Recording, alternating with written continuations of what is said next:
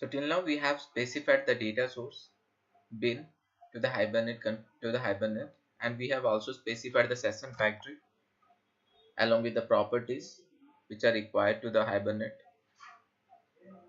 Now we are going to add one more property which is required, or which the session factory depends, is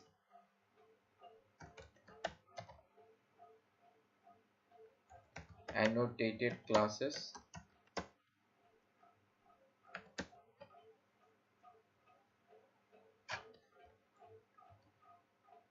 or annotated class, and within this there can be lot of or more than one class. So we need to provide it in the form of list, and within the list we need to specify the value. The value for us is com.detectloop.mks.model.car. This is the annotated class we want to use, or for which we want to create a table. After specifying this session factory bin, we need to configure one more bin, which is transaction manager,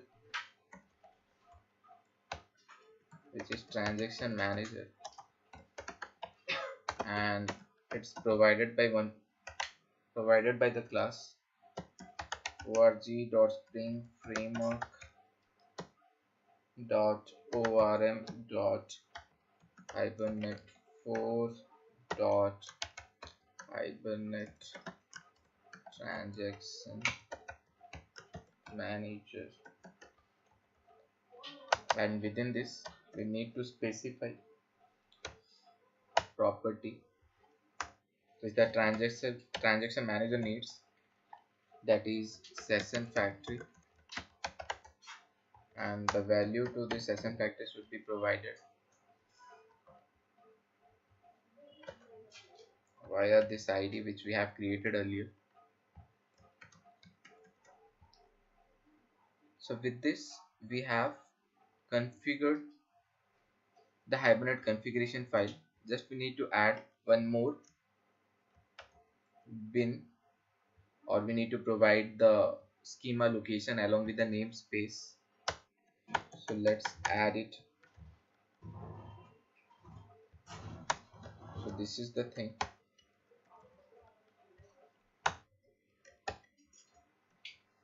So within the Hibernate configuration file we have specified three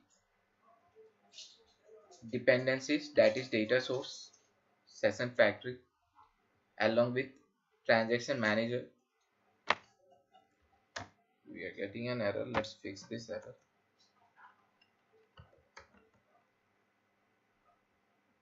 Must appear on element property.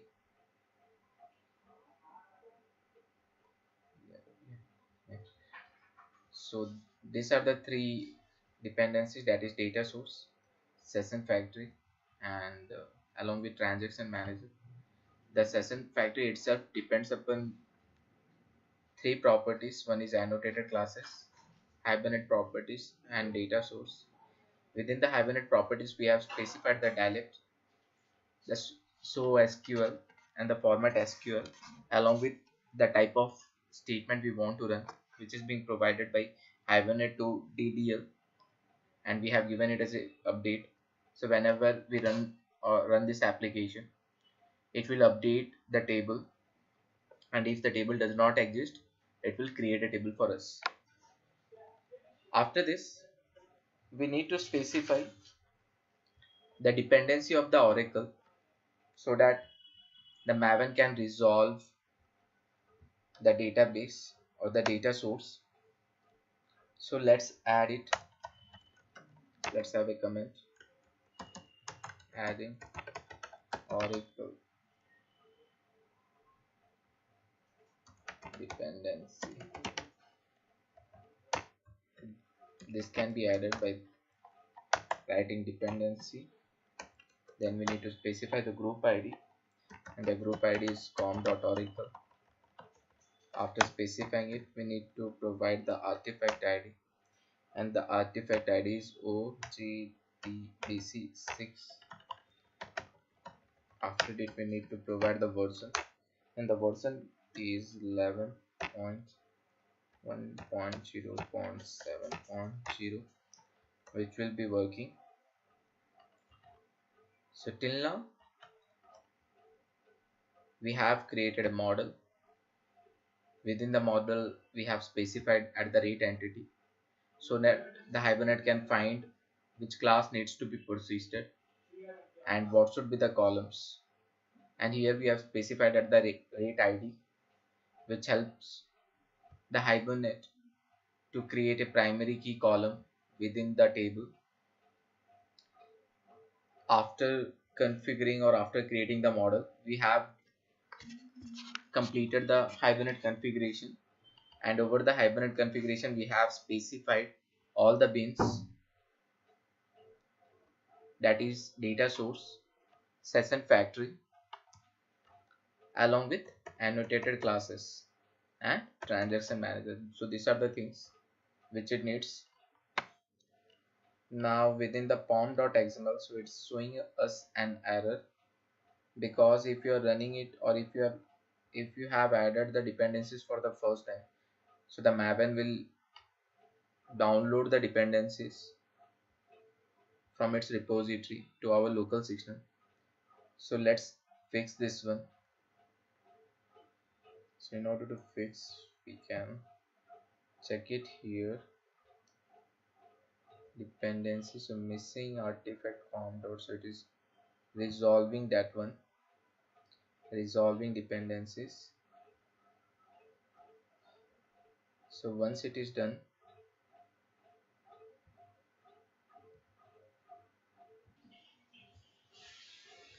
so here we can see we are getting an error. Okay, so that's due to the version. So let's change it to 11.2.0. so after adding it, just save it or update your Maven project. So here you can see it's building the workspace. So once we have changed the version, the error has been resolved. Now the next task is that the application context needs to be read. So what we will do is, in the web.xml file we will have context param, and within context param we'll specify the param name. So the param name is nothing but the context config, and we need to specify the param value, and the value is nothing but the location of the application context, which is slash web inf slash application context dot xml. So after specifying this, we need to have a listener, and within the listener we need to specify the listener class, and the listener class is provided by the Spring framework itself. So we will be using this one, Spring framework dot web dot context dot context loader listener. So let's check it whether it is correct or not. Yeah, it's fine. So let's save this. So what we'll be doing is, let's run this application and check whether we are getting the desired output or not. So we can check the console.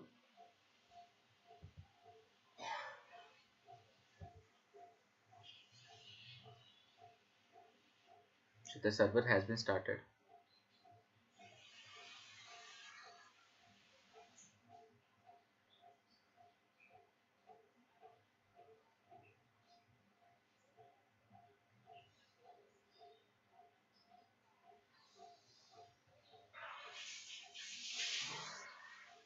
So it is giving us a 404 error. So let's go to the cause.